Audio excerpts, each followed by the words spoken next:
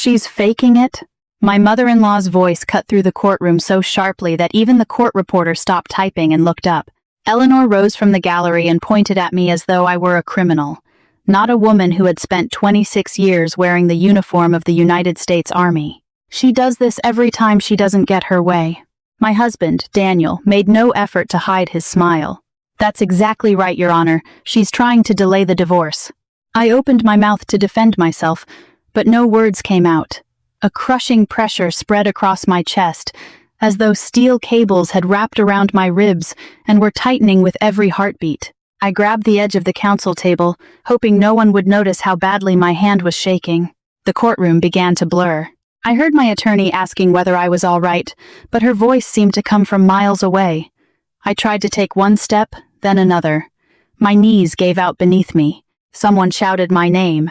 The polished wooden floor rushed toward my face, but before I struck it, a man sitting in the second row sprang to his feet. "I'm a physician," he called as he hurried forward. He dropped beside me and pressed 2 fingers against my neck. His expression changed almost immediately. "Your Honor, she needs medical attention right now." The judge leaned forward. "Call 911. The doctor did not look up. I said call 911 now.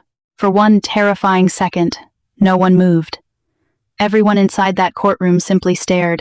Then the judge stood so abruptly that his chair rolled backward. "Bailiff, call emergency services. Clear the area." The courtroom exploded into motion. People scattered. Deputies pushed benches aside. My husband was no longer smiling. The last thing I remember before everything went dark was Eleanor's face. For the first time in years, she looked frightened. 3 months earlier, had anyone told me that my marriage would end with an ambulance parked outside a Virginia courthouse, I would have laughed. Not because Daniel and I had a perfect marriage. We did not. But after almost 30 years together, I believed we at least understood one another. Apparently, I was wrong. My name is Rebecca Lawson. I am 52 years old and a retired Army lieutenant colonel. I spent 26 years managing logistics for military medical units. I was not the soldier kicking down doors or flying helicopters. My responsibility was making sure the people who did those things had everything they needed to survive and come home. Food, medicine, fuel, equipment, transportation. When disaster struck, logistics often made the difference between chaos and survival. I loved that work. It taught me discipline and patience. Most importantly, it taught me that people reveal their true character when life becomes difficult. I never imagined that lesson would one day apply to my own family. Daniel and I met at Fort Belvoir when we were both in our 20s. He was not in the military. He worked as a civilian contractor managing communication systems. He was funny, patient, and kind. Or at least, that was the man I believed him to be. We built a life together in Northern Virginia. We never had children. Life simply carried us in a different direction. But we spoiled every niece, nephew, and neighborhood child who wandered into our backyard during summer cookouts. For years, our friends described us as inseparable. Then retirement changed everything. I retired first. Daniel remained with his company for another 3 years before leaving. After that, his mother slowly became the center of our lives. Eleanor had been widowed for more than a decade, and she had never approved of my military career. In her mind, a wife belonged at home. A wife did not deploy overseas, supervise hundreds of soldiers, or earn promotions that occasionally placed her in authority over men. She rarely said those things directly in public. Instead, she delivered them through polite smiles and carefully disguised insults. I suppose someone has to do those jobs. It must have been difficult for Daniel, sacrificing so much for your career. Each comment was a tiny cut. Over time, those cuts became impossible to ignore. After Daniel retired, Eleanor began visiting almost every day. Sometimes she stayed for dinner. Sometimes she remained until bedtime.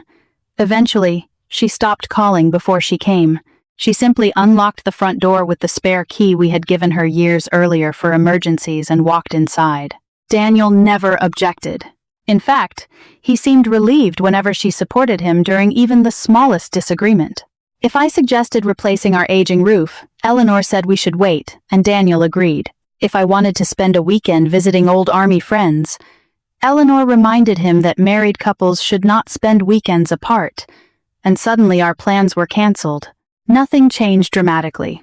It happened gradually, like watching a shoreline disappear one wave at a time. Then came the financial surprises. Daniel began insisting that we move money out of our retirement accounts. He brought documents that we move money out of our retirement accounts. He brought documents home, called them routine adjustments, and told me to sign. I asked questions. He became irritated. "Don't you trust me?" Of course I trusted him. He was my husband. But the army had taught me never to sign paperwork I had not read and understood. I refused to sign until he explained every account and transfer. That was the beginning of the end. Eleanor called me controlling. Daniel accused me of treating him like one of my soldiers. Our arguments became weekly, then daily. At the same time, my health began to change. It started with exhaustion, but not ordinary tiredness. Climbing one flight of stairs felt like hiking up a mountain. Then came dizzy spells, shortness of breath, blurred vision, and a heavy pressure across my chest that usually disappeared before I could convince myself it was serious. Daniel dismissed every symptom. "You're under stress." Eleanor laughed. "She's discovered that pretending to be sick gets her attention." Eventually, I stopped mentioning how I felt. Maybe they were right. Maybe retirement had left me anxious and directionless. Maybe after spending decades solving everyone else's problems, I no longer knew what to do with my own life. I told myself I would schedule a physical after the holidays. Then after New Year's. Then after Valentine's Day. There was always another reason to wait. Looking back, one realization still frightens me. Sometimes the people closest to us become so certain that they are right that we begin doubting what our own bodies are telling us. By the time I finally listened, it was almost too late. The morning after I collapsed in court was not the beginning of my story. It was the consequence of hundreds of smaller decisions, some of them mine and many of them not. 3 months earlier, I still believed my marriage could be saved. I remember standing in our kitchen on a rainy Saturday morning, holding a cup of coffee that had gone cold, while Daniel spread several folders across the dining room table. "These are just retirement adjustments," he said casually. "The financial advisor already explained everything." He pushed a stack of papers toward me. "I only need your signature." I studied the documents. They referred to investment accounts I did not recognize and transfers involving nearly half of our retirement savings. "I don't remember opening these accounts. They're new." "Why?" He released an exaggerated sigh. "Rebecca, do we have to do this every single time?" "I want to understand what I'm signing." His jaw tightened. "You've never trusted me." That accusation hurt because it was not true. I had trusted Daniel with 29 years of my life. I trusted him when I deployed overseas for months. I trusted him to manage our home while I was stationed across the country. I trusted him every time I boarded a military transport without knowing exactly when I would return. But trust is not blind obedience. The Army taught me something invaluable. Never sign a document you do not understand. Not because everyone is dishonest, but because even honest people can make expensive mistakes. "I'm not refusing," I told him. "I'm asking questions." Before he could respond, the front door opened. No knock, no doorbell. Eleanor let herself in with her key and walked directly into the kitchen. "What's going on?" Daniel looked relieved. "Rebecca thinks I'm trying to steal from her."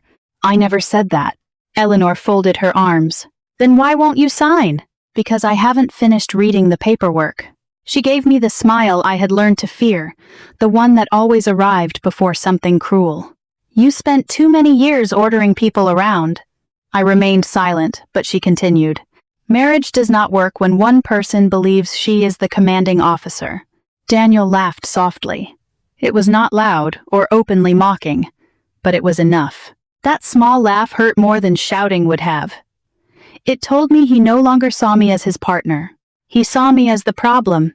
That afternoon, I drove to meet my oldest Army friend, Karen Mitchell. Karen and I had met as young captains almost 25 years earlier. She had retired as a colonel and now volunteered with veterans moving into civilian careers. The moment she saw me, she frowned. "You look exhausted."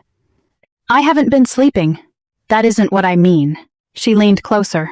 "Rebecca, you're pale." "I'm fine." You climbed 6 steps and you're breathing hard." I laughed it off.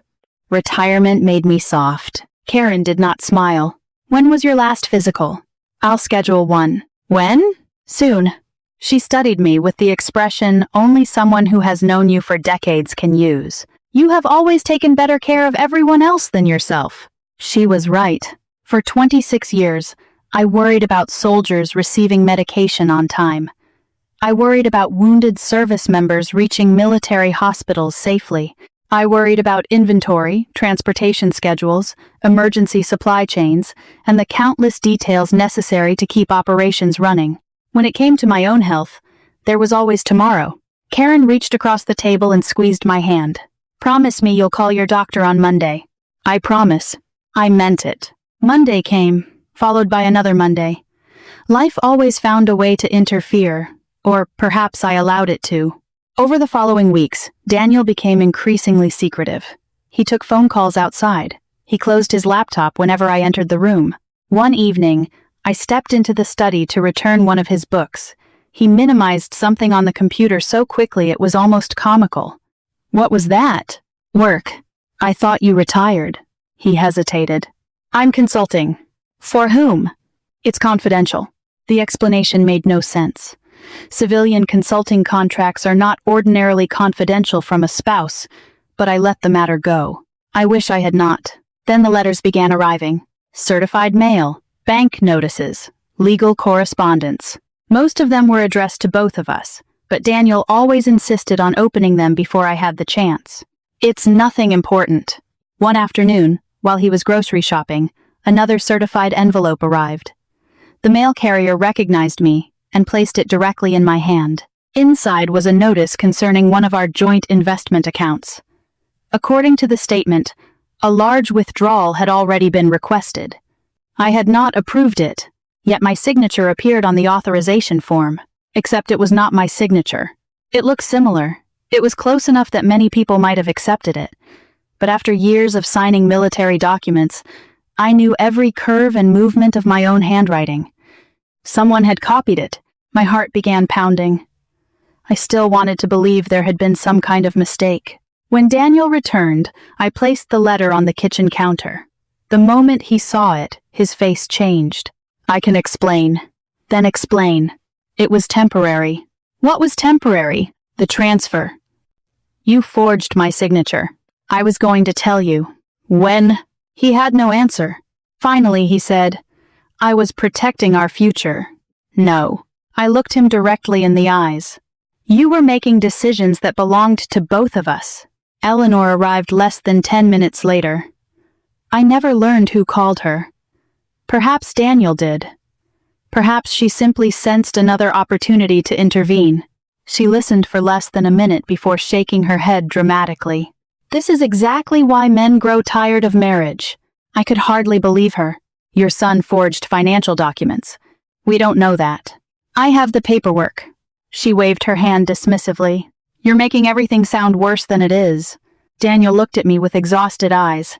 "I can't keep living this way." I blinked. "What does that mean?"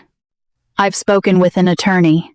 The room became strangely quiet. I filed for divorce. I do not remember sitting down.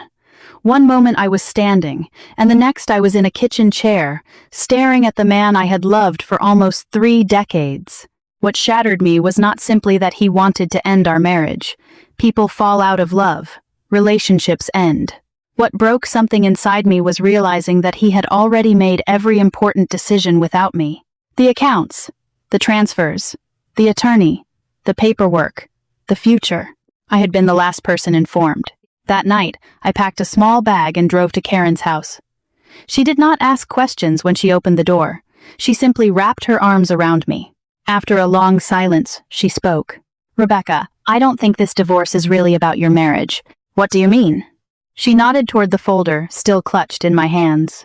"I think someone is trying very hard to make sure you never examine those financial records." At that moment, I still believed the divorce was primarily about betrayal. I did not yet understand that it was also about money, or that my declining health would soon be turned into another weapon against me. Anyone who has served in the military learns quickly that panic is the enemy. You do not make critical decisions while your emotions are in command. You collect facts. You verify them. Then, you move. That lesson may have saved my life. The morning after Daniel announced the divorce, I woke on the sofa in Karen's guest room with swollen eyes and a pounding headache. For several seconds, I forgot everything. Then I saw my overnight bag beside the dresser, and reality returned. Karen was already making coffee. She pushed a mug toward me. "Did you sleep?" "A little. Are you ready to fight?" I shook my head. "I don't want to fight." "I know. Then what am I supposed to do?" She looked directly at me. "You tell the truth." Simple words. Military people appreciate simple words. Complicated plans frequently collapse. The truth has a way of holding together. Over the next several weeks, I hired an attorney named Linda Harris. Linda was a former military legal officer who had practiced family law after leaving active duty. She listened far more than she spoke. After reviewing the financial records I had brought, she quietly removed her glasses. "Rebecca, did you authorize any of these transfers?" "No." She looked back at the pages. "I didn't think so." My stomach tightened. "How bad is it?" "I won't speculate until we subpoena the complete records." "Is that attorney language for very bad?" She gave me a sympathetic smile. "It is attorney language for there is more here than your husband wants anyone to see." That sentence stayed with me. Until then, part of me still believed Daniel had simply made reckless choices. Linda was not looking at isolated mistakes. She was looking at a pattern. Within days, subpoenas were issued to multiple financial institutions. Daniel's attorney objected immediately, then objected again. Every request for records was delayed. Every hearing became another procedural battle. Linda was never surprised. People rarely fight this hard to hide something harmless. Meanwhile, my health continued deteriorating. The exhaustion became constant. Walking through a grocery store felt like crossing a football field. At times, my vision blurred for several seconds before clearing. I finally kept the promise I had made to Karen and scheduled an appointment with my primary care physician. Blood tests led to an electrocardiogram. The electrocardiogram led to more blood tests and referrals to specialists. Each appointment produced another test. The doctors suspected that something was wrong with my heart, but they had not yet identified the exact condition. "Until we know more," one cardiologist told me, "avoid unnecessary stress." I nearly laughed. I was in the middle of a divorce involving nearly 30 years of marriage, forged signatures, and missing retirement funds. Stress had become my full-time occupation. Daniel treated every medical appointment as evidence that I was exaggerating. Whenever Linda requested additional time because my evaluations were still underway, his attorney objected. Their argument never changed. "Mrs. Lawson is attempting to delay these proceedings." One afternoon, Linda called me into her office. "I need to prepare you." "For what?" "Eleanor, E.C. Head, my mother-in-law. She has agreed to testify." "About what?" Linda slid a deposition transcript across her desk.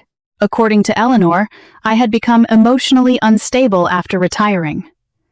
I invented illnesses whenever I did not get my way. I manipulated Daniel through guilt and exaggerated physical symptoms because I wanted attention. By the third page, my hands were shaking. "I have never done any of these things." "I know. How can she lie like this?" Linda folded her hands. "Because she may believe it."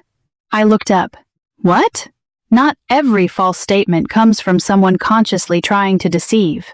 Sometimes people convince themselves that their version of events is the truth." That possibility disturbed me almost more than deliberate dishonesty. If Eleanor truly believed I was pretending, nothing I said would change her mind. Karen had another explanation. "She has to believe it." "What do you mean?" "If she admits you are genuinely sick, she has to admit she ignored it." I had not considered that. It was easier to accuse someone of performing than to face the possibility that you had overlooked their suffering. A week later, Linda called with unexpected news. "Do you remember Colonel James Walker?" I smiled faintly. "The trauma physician from Walter Reed?" "The same one. He treated soldiers from your brigade after Afghanistan. Apparently, he also evaluated you during your military retirement physical several years ago." I remembered him immediately. He was professional, calm, and exceptionally thorough. What about him? One of your current specialists consulted him. He reviewed some of your recent records and believes your symptoms deserve far more attention than they have received. I felt relieved and frightened at the same time. Would he be willing to testify? He already agreed. That surprised me. He barely knows me.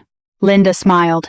He told me military physicians do not stop caring about their patients simply because they retire. The sentence stayed with me because it did not sound dramatic. It sounded true. As the hearing date approached, Daniel grew increasingly confident. Friends told me he had been saying the divorce would be resolved in a single afternoon. According to him, the judge would immediately understand that I was creating unnecessary delays. Eleanor was telling relatives the same thing. Once the judge hears about Rebecca's history of performances, this will be finished. I did not respond. Neither did Linda. We continued collecting medical reports, bank transfers, retirement histories, financial statements, and every document we could obtain. Each piece of evidence was organized into thick binders. The night before the hearing, I barely slept. I was not afraid of losing. I simply could not understand how the man I had loved for 29 years had become someone I hardly recognized. Around midnight, Karen found me sitting on her back porch. "Are you all right?" "I don't know." "You survived combat zones. This feels harder." She nodded. "In combat, at least you know where the enemy is." I stared into the darkness. This time, the people trying to destroy my credibility share my last name. The next morning, I dressed carefully in a navy suit I had worn to military retirement ceremonies. I did not wear it to impress the judge. I wore it because I needed to remind myself who I still was. When I entered the courthouse, Daniel refused to meet my eyes. Eleanor smiled confidently from across the hallway. Then I noticed Colonel James Walker standing quietly beside Linda. He nodded once, the kind of nod soldiers exchange before walking into something difficult. None of us knew that the hearing would not unfold as expected. Before the truth about the money could be fully exposed, my own heart would force everyone in that courtroom to confront a different truth. The courtroom was already crowded when Judge Harold Whitmore entered. Everyone rose. "Please be seated." The room settled into uneasy silence, broken only by shuffling papers and clicking keyboards. I sat beside Linda and tried to keep my breathing steady. Colonel Walker was in the second row behind us. Daniel sat across the aisle with his attorney. Eleanor occupied the front bench behind him. She looked completely relaxed, as though the outcome had already been decided.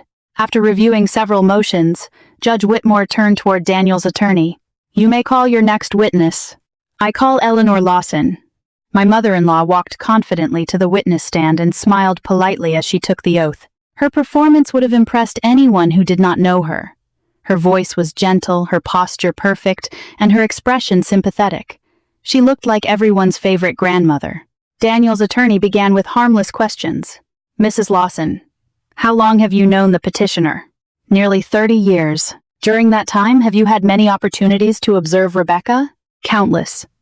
"In your opinion, has Rebecca ever exaggerated situations?"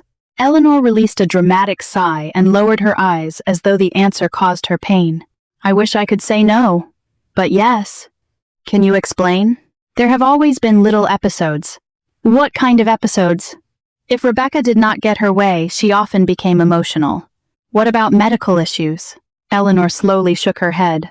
"Every time life became stressful, she suddenly became sick." "Has that occurred during this divorce?" "Oh, yes." The attorney smiled. No further questions. Linda's cross-examination lasted less than 15 minutes. She calmly led Eleanor through dates, financial documents, conversations, and medical appointments. More than once, Eleanor contradicted herself. The contradictions were not dramatic, but they were noticeable to anyone paying attention. Even so, the larger impression remained damaging. When Eleanor stepped down, she wore the same confident smile she had carried to the witness stand. Daniel was called next. He looked directly at the judge. "I loved my wife." Loved. Past tense. I noticed immediately. "I tried to save our marriage." "What happened?" "Everything became difficult after she retired." "In what way?" She became suspicious. He glanced toward me. "She questioned everything. How did that affect your relationship? I felt like I was constantly defending myself. What about Rebecca's health complaints? Daniel paused for exactly the right length of time, enough to make him appear reluctant. They usually happen during disagreements. Were you concerned? At first. What changed? I eventually realized it happened almost every time. He never directly called me a liar. He did not need to. The implication filled the room. Linda's cross-examination was methodical. She established the timeline and asked about the missing money, unauthorized transfers, investment accounts, and forged signatures. Daniel repeatedly denied intentional wrongdoing. Whenever the financial questions became uncomfortable, his attorney objected. Some objections were sustained, others were not. One fact became increasingly clear. Daniel had no convincing explanation for several transactions. The judge wrote notes, but I could not read his expression. Then Linda called me. I walked to the witness stand, raised my right hand, and swore to tell the truth. For the first several minutes, everything went smoothly. I described my Army career, my marriage, the suspicious accounts, the forged signature, and the growing tension inside our home. Then Daniel's attorney stood. He smiled politely. Mrs. Lawson, you have recently claimed to suffer from several medical problems. I have been evaluated by multiple physicians, but they have not reached a final diagnosis. Not yet. He paused. So you are asking the court to believe you are seriously ill even though your doctors have reached no conclusion. Linda stood. Objection. Sustained. The attorney nodded. Let me rephrase. Mrs. Lawson, is it true that hearings have been postponed because of these symptoms? My attorney requested reasonable continuances while my doctors completed their testing. And is it true that the symptoms often appear during stressful situations? I answered honestly. Stress makes them worse. He smiled slightly. No further questions. He knew exactly what impression he had created. Judge Whitmore turned toward me. Mrs. Lawson, before we continue, Eleanor suddenly stood. She's faking it. Gasps spread through the courtroom. She pointed directly at me. She does this every time she doesn't get her way. Daniel did not appear surprised. He simply shook his head. She pulls this every time. The judge frowned. Mrs. Lawson, sit down. Eleanor slowly returned to her seat. Judge Whitmore looked back at me. His expression was not openly hostile, but he appeared unconvinced. I opened my mouth. Your Honor. The words never came. A violent pressure exploded across my chest, far worse than anything I had experienced before. The room tilted. I grabbed the wooden edge of the witness stand. It felt strangely cold beneath my fingers. I tried to inhale. Nothing came, except pain. The bailiff stepped forward. Are you all right, ma'am? My knees buckled. The courtroom spun around me. Someone shouted. Another voice called my name. Then the floor vanished. Before my head could strike the hardwood, Colonel James Walker was already moving. Decades of emergency medicine made him faster than anyone else in the room. He caught my shoulder and lowered me. I'm a physician. His fingers found my pulse. 1 second. Tfo. His entire expression changed. Your Honor. His voice became unnaturally calm. She needs immediate medical attention. The judge stood. Do we have emergency personnel downstairs? Colonel Walker was no longer listening. He loosened the collar of my jacket and checked my breathing again. He looked at the bailiff. Call 911. The bailiff froze, perhaps only for a heartbeat. Colonel Walker raised his voice. Call 911 now. No one moved immediately. Every person in that room stared. Even Daniel. Even Eleanor. It was as though none of them could accept what they were witnessing. Then Judge Whitmore slammed his hand against the bench. Move. The courtroom erupted. The bailiff grabbed his radio. Deputies cleared the area. Someone opened the doors. Someone else rushed forward with water. Daniel finally moved toward me. Colonel Walker raised one hand. Stay back.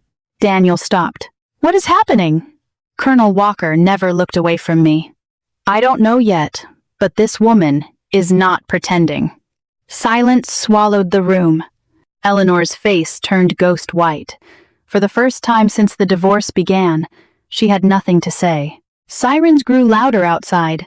Paramedics rushed through the courtroom carrying medical equipment. As they surrounded me, Colonel Walker spoke the words that changed the entire case before the financial evidence had even been fully considered. "I believe she is having a cardiac event." Suddenly, the divorce no longer mattered. I spent the next 4 days in the cardiac intensive care unit. Most of that time survives in my memory as fragments stitched together by nurses' voices, the steady rhythm of heart monitors, and the worried faces of people standing beside my bed. The first face I clearly recognized was Karen's. She smiled when I opened my eyes. "Welcome back." I tried to speak, but only a whisper emerged. "What happened?" She took my hand. "You frightened all of us." "Was I?" "You had a serious cardiac event." I closed my eyes. "So they were right." Karen frowned. "Who?" "I was sick." "You have been sick for months." The tears came before I could stop them. I was not crying only because I was frightened. I was crying because I suddenly understood how many times I had been told that my own body was lying. Every ignored symptom, every joke, every accusation, every moment someone told me I was overreacting. It all returned at once. Later that afternoon, Colonel Walker visited my room. He was no longer the physician who had caught me before I struck the courtroom floor. He was simply an old army doctor checking on another veteran. "How are you feeling?" "Embarrassed." He smiled. "I was hoping you would say better." I turned my own medical emergency into a courtroom spectacle. "No." He pulled a chair beside the bed and looked directly at me. "You did not. They did." I understood exactly what he meant. Colonel Walker explained that the emergency physicians believed I had suffered a significant cardiac event caused by an underlying heart condition that had gone undiagnosed for months. Stress had not created the condition, but it had made it substantially worse. "The symptoms you described were real." "I know that now." "You knew before." I looked away. "No." I started believing everyone else. He nodded slowly. "I have seen that happen to soldiers." "What do you mean?" "When enough people tell someone they are imagining pain, eventually that person stops trusting herself." His words remained with me long after he left. I had not ignored my body simply because I was careless. I had ignored it because the people closest to me repeatedly insisted there was nothing wrong. A week later, Linda visited my hospital room carrying 2 thick binders. "I thought you could use some good news." I laughed weakly. "I certainly could." She opened the first binder. "The judge postponed the divorce hearing indefinitely." "I assume that is standard." "It is." She smiled. What happened afterward was not standard. I looked at her. Judge Whitmore reviewed several financial documents while waiting for the next hearing, and he ordered additional discovery. "Why?" Linda placed several bank statements on my tray table. "Because your husband was not entirely truthful." I examined the records. Transfers, withdrawals, accounts I had never seen. Payment after payment.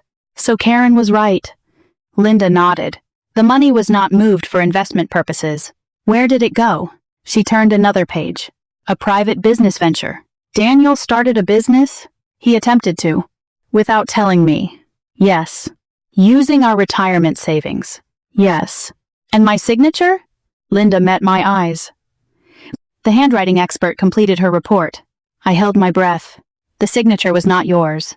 I had always known that, but hearing it officially confirmed still hurt. It was not only about the money. The man I had trusted for almost 30 years had crossed a boundary I never believed he would cross. Several days later, detectives from the County Financial Crimes Unit interviewed me. No one promised criminal charges or rushed to conclusions. They collected information, asked careful questions, and requested documents. I answered everything truthfully. Meanwhile, Daniel attempted to contact me, first through text messages, then through voicemail, then with flowers. I did not respond. It was not because I hated him. I simply was not ready. Karen screened every visitor. One afternoon, she quietly entered my room. "Someone is outside." "Daniel?" She shook her head. "Eleanor." I stared at the ceiling. "What does she want?" "She says she needs to apologize." I closed my eyes. "I can't." "You don't have to." Karen returned to the hallway. A few minutes later, she came back alone. "What did she say?" She cried. That surprised me. Eleanor cried. Karen nodded. She kept saying she didn't know. I thought about that for a long time. Perhaps Eleanor genuinely had not known. Perhaps she honestly believed I was pretending. But one thought kept returning. When someone tells you she is suffering, you do not need to understand every detail before treating her with kindness. A month later, I was strong enough to return to court. Walking into the same courtroom felt unreal. The same benches, the same witness stand, the same judge. But the atmosphere had completely changed. Before testimony resumed, Judge Whitmore addressed the room. This court wishes to acknowledge the extraordinary actions taken by Colonel James Walker during the previous hearing. Everyone turned toward Colonel Walker. He simply nodded. He gave no speech and sought no recognition. It was the quiet professionalism I remembered. Then the judge looked toward Daniel. Mr. Lawson? Yes, Your Honor. I have reviewed the financial evidence submitted since our previous hearing. Daniel swallowed. This court has serious concerns. Linda stood. Over the following hours, bank managers testified. Financial specialists testified. A forensic document examiner testified. Piece by piece, the picture became impossible to deny. Unauthorized transfers, hidden accounts, forged signatures, misleading statements. When Daniel was finally called again, he looked nothing like the confident man who had smiled at me weeks earlier. His shoulders were slumped, and his voice barely carried across the courtroom. I made mistakes. The judge remained calm. Mistakes? Daniel lowered his head. Yes, sir. No, Judge Whitmore said quietly. Mistakes are accidents. He paused. What you have described required planning. The courtroom fell silent. For the first time since the nightmare began, the truth no longer depended on whether anyone believed me. It existed in black ink across hundreds of pages of financial records. 2 months after the final hearing, my life became quiet again. It was not the kind of quiet that feels lonely.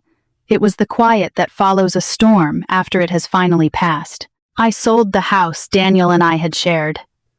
There were too many memories in every room, and not all of them were painful. That was the hardest part. People often imagine divorce as a clean break. It is not. You do not simply leave a marriage. You leave habits, routines, holiday traditions, favorite restaurants, the chair someone always occupied, and the familiar sound of another person walking down the hallway. Even when a relationship ends for good reasons, grief does not disappear overnight. I rented a small townhouse about 20 minutes from Fort Belvoir. It was nothing extravagant, only a peaceful place with a tiny garden where I could drink coffee each morning and watch cardinals land on the fence. For the first time in years, I could hear myself think. My cardiologist insisted that I slow down. No more trying to save the entire world, he joked during one appointment. I'll try. I have heard soldiers say that before. He adjusted my medication. I'm serious, Rebecca. Your heart is healing. Give it the opportunity. So I did. I walked each morning. I attended cardiac rehabilitation. I finally accepted that asking for help was not weakness. It was wisdom. Karen remained beside me through everything. One afternoon, while we planted flowers outside my townhouse, she asked the question I had been avoiding. Have you heard from Daniel? I nodded. A few emails. What did he say? He apologized. And? I wasn't ready to answer. Karen pressed a small rose bush into the soil. Are you ready now? I considered the question. I don't know. A week later, another email arrived. Unlike his earlier messages, it contained no excuses. He did not ask for another chance. He did not blame stress, his mother, or the divorce. He simply wrote that he did not expect forgiveness. He finally understood how badly he had failed me. He should have listened when I said something was wrong. He should have protected our marriage instead of allowing fear and pride to control him. He was deeply sorry. I read the message 3 times before closing my laptop. I was not acting from anger. I needed to decide whether forgiveness was something I wanted to give him or something I needed to give myself. Colonel Walker once told me that soldiers often carry invisible wounds long after a battle has ended. I was beginning to understand. Bitterness can become one of those wounds. It keeps reopening unless you allow it to heal. Several weeks later, I agreed to meet Daniel. Not at our old house and not inside an attorney's office.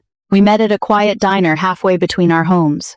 He looked older, and not merely physically older. His shoulders carried a weight I had never seen before. After he sat down, neither of us spoke for almost a minute. Finally, he looked at me. "I don't deserve your forgiveness." "No, you don't." He nodded. "I know." There was no argument and no attempt to defend himself. I believed my mother instead of believing my wife. His voice cracked. "I kept telling myself you were overreacting because admitting the truth meant admitting that I had ignored you." I turned toward the window. "When I collapsed, did you still think I was acting?" His eyes filled with tears.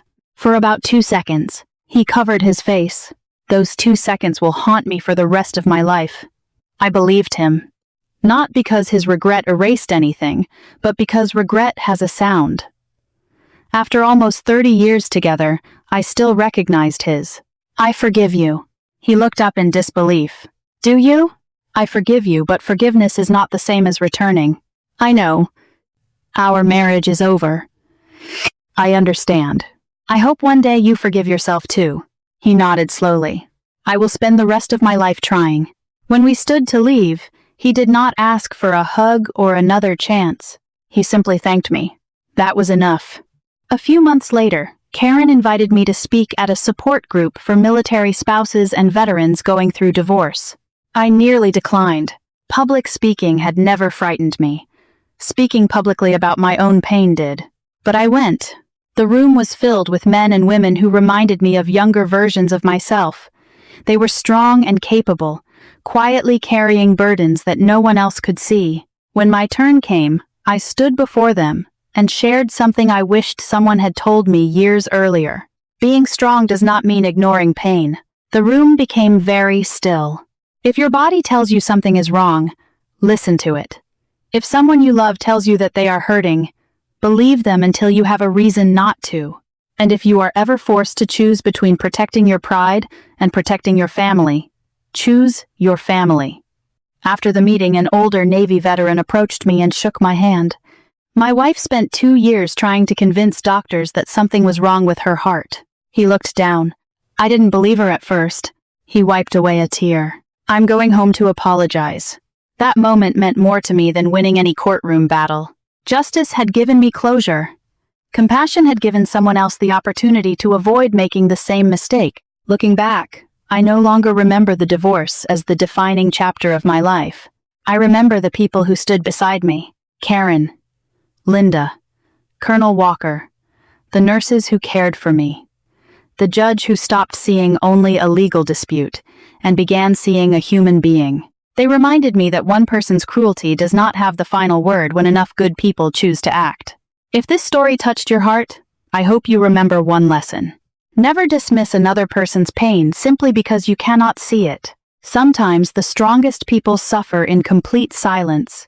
A kind word, a patient ear, or the simple decision to believe someone can save far more than a relationship. It can save a life. If this story meant something to you, please share it with someone who may need that reminder today. And if you would like to hear more stories about resilience, family, and finding hope after heartbreak, I would be honored if you subscribed and joined me again. The end.